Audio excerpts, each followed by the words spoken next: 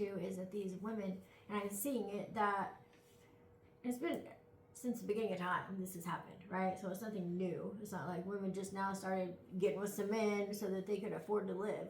But food is really expensive now. Everything is expensive.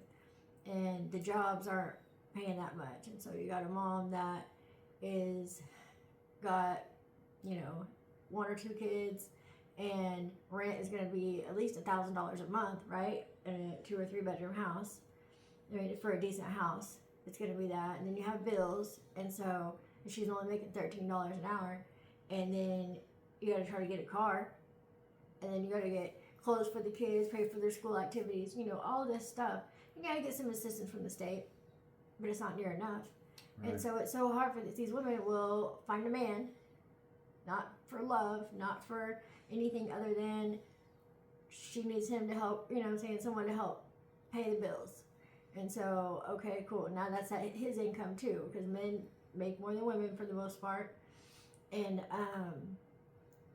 hopefully it's a good man that does make more than she does. And they mess up, and they get a man that doesn't work at all. Like, he has a job when they meet, but then Right. a month into it, he's unemployed. Playing video games on the couch. Yeah. Or, anyways, so...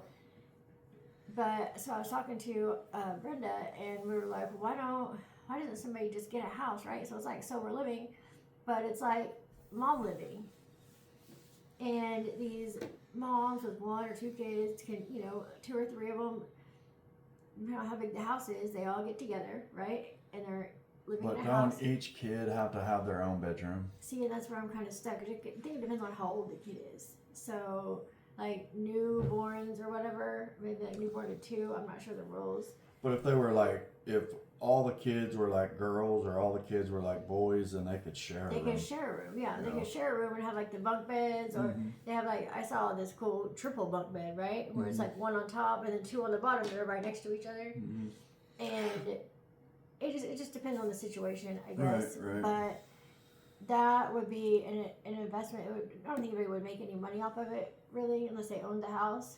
But you would definitely be helping these women be independent and not have to depend on a man for this and that, and get into these abusive relationships, and it just leads to all kinds of problems. And so I just think that's just an idea that I have, that I don't know the logistics of it, obviously, but it's like sober living. Why not have like alternative living, right?